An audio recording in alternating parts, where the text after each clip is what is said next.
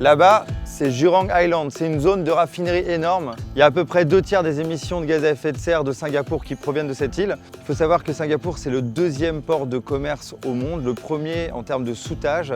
Dans cette baie de Singapour, il y a plus de 1000 navires de commerce en permanence au mouillage. C'est énorme en termes de quantité d'émissions de gaz à effet de serre.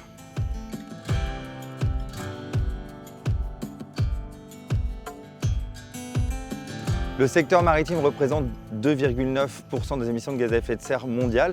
Il faut savoir que 80% des marchandises transitent par des navires de commerce. Il y en a à peu près 98 000 dans le monde et la majeure partie du temps, ils sont propulsés au fioul lourd. Ça émet beaucoup de dioxyde d'azote, de dioxyde de soufre et en plus beaucoup d'émissions de gaz à effet de serre. Donc il est urgent de trouver des solutions.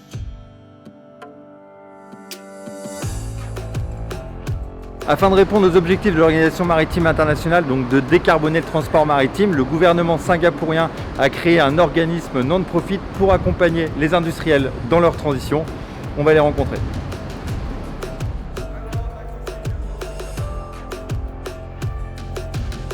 Well, I think it's a very nice view, eh? Waouh! Oh, impressionnant. J'ai jamais vu ça. J'ai vu pas mal de grands ports maritimes internationaux, notamment en Europe, mais c'est la première fois que je vois quelque chose d'aussi grand.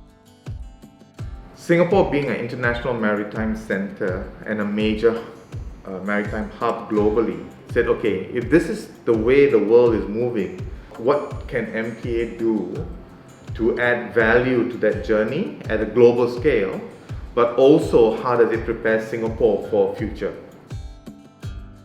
There's no clear pathway today. There are 3 groups of activities one can look. One is what you call operational measures.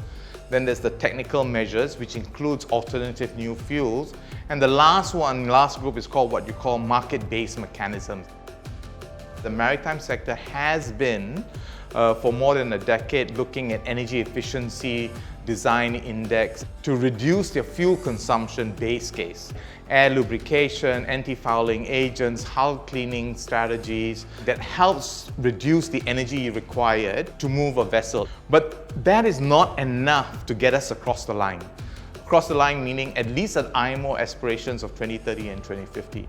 So we need to use new types of fuels which are non-fossil fuel based, or if it's fossil fuel based, coupled with carbon capture technologies that actually can reduce the CO2 load to the environment. So these are the different ways of getting there.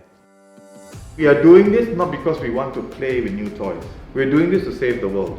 Yes. So any fuel that can help decarbonize is a good start already.